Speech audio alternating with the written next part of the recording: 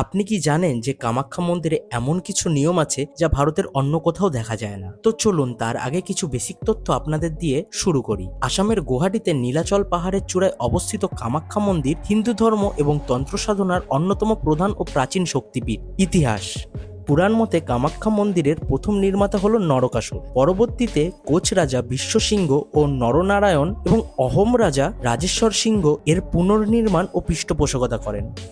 গর্ভগৃহ: মন্দিরের গর্ভগৃহে কোনো দেবী মূর্তি নেই। সেখানে একটি পাথরের ফাটল বা যোনি আকৃতির শিলা রয়েছে, যা থেকে সবসময় একটি ঝর্ণা প্রবাহমান।